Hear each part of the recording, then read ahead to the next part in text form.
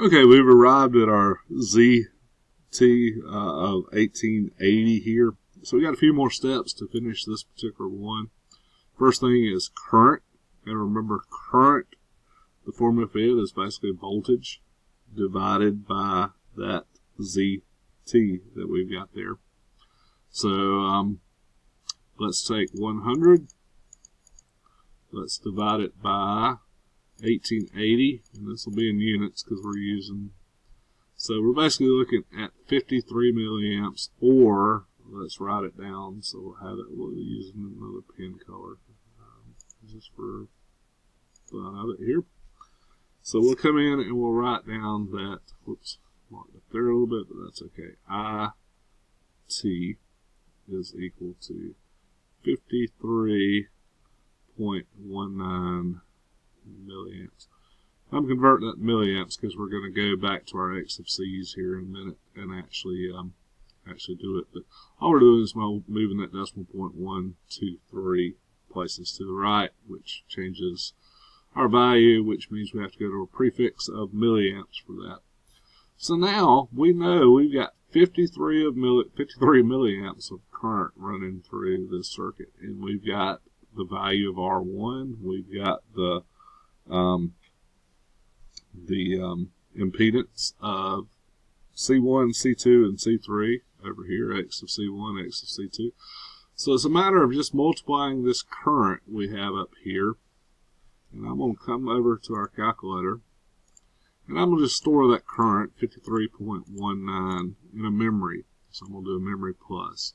So that means anytime I hit clear, actually I've already had it in my memory, so let me clear my memory here.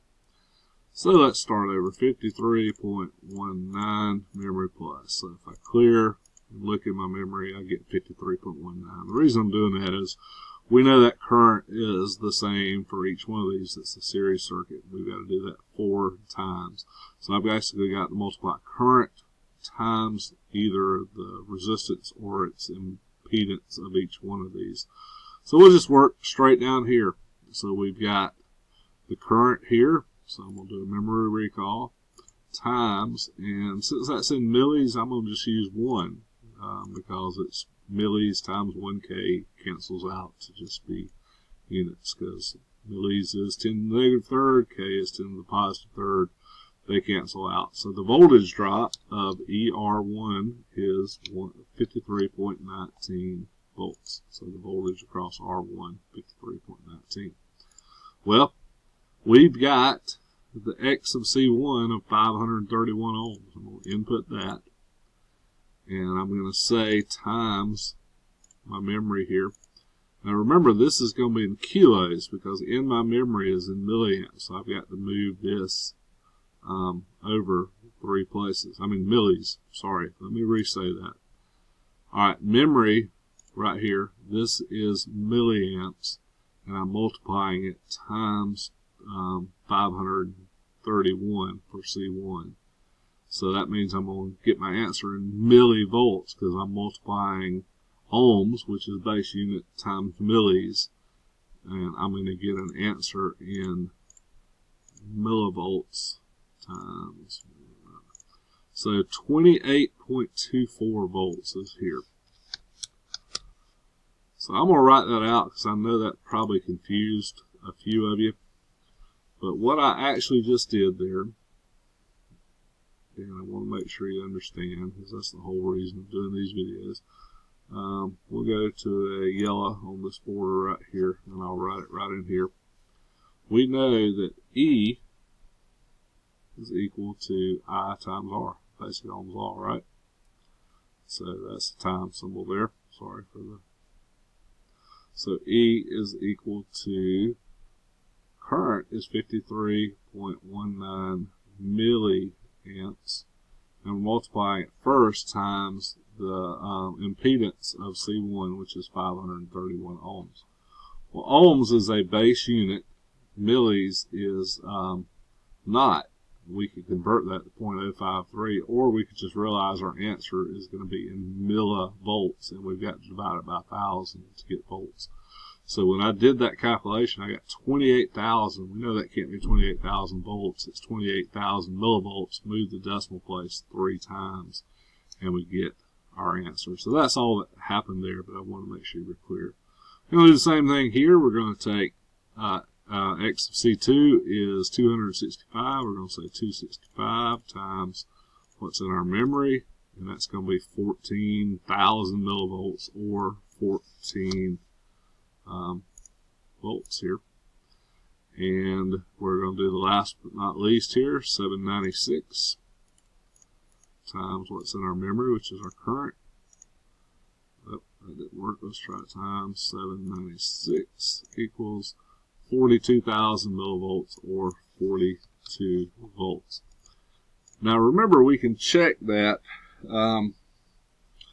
using a formula here, but let's go ahead and see if we're right, and then we'll come back and look at that formula, shall we?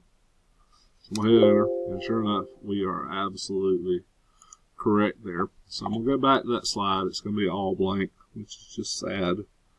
But we can check by using the formula for E of. So I'm going to repopulate this. This was 53 times 1, so it's 53.19 volts. This one was, I'm going to have to actually do it, EC1 is 531 times memory, so that was 28.24. And then we're going to check it before we hit enter. And then this one was 265 times that equals 14.09. We'll call that 14.1. It's close enough. 14.1 volts. And last but not least, 796 times our current, and 42.34. If I don't always get these exact, it's fine. I mean, there's no difference between 14.09 and 14.1. It's so close. And if this was 42.33 while ago, 42.34 is fine. Now remember, we've got a formula before I hit enter. If we want to check ourselves before we go any further, we can apply this formula that we know and love for EA. So if we come down here, and I'm going to write it right here, EA is equal to the square root of ER total. Well, that one's easy because there's only one resistance there, and it's just 53.19. We got to square that, plus, now we need to add all of these up to get our EC total. So I got to do a little math here real quick, but nothing too complex. 28.24 plus 14.1 plus 42.34 equals 84.68 is our other number. So right there will be our total. I don't know why it changed colors, but we'll just pretend it didn't. 84.68 here. So we got a square of 53.19. So I got to get the calculator. So 3.19 squared plus 84.68 squared equals, and then we got to get the square root. And what do you know? 99.999 volts. Pretty darn close to our 100 volts, which is our applied. So the math checks out. We knew our answers were right. And if I hit enter, we got the right answer. So that's worked out pretty good so far. So I'm going to stop the video here just to give you some time to dwell on that. That's a lot of information across several videos here. And then we'll start on slide 1720 at another point in time. This stuff is very systematic. If you'll remember what you are missing, how to calculate what you're missing, how it feeds into the next section, so forth and so on. It's not that hard. You just got to be very diligent about your methodology of doing this. And the nice thing is NIDA, although it always work out the problem for you, it will tell you the steps that you've got to do. And even if you click on those, there are some hints for you that you may not have known. It'll tell you what those formulas are. So if you didn't write those formulas down, you can go back through 15, 20 slides, or there they are right there for you. So, so just one of those things that you may or may not have known. Hope this is helping you guys. Again, we'll resume with this one. And as always, if this stuff's not making sense, grab one of us. We'll work with you and go over them.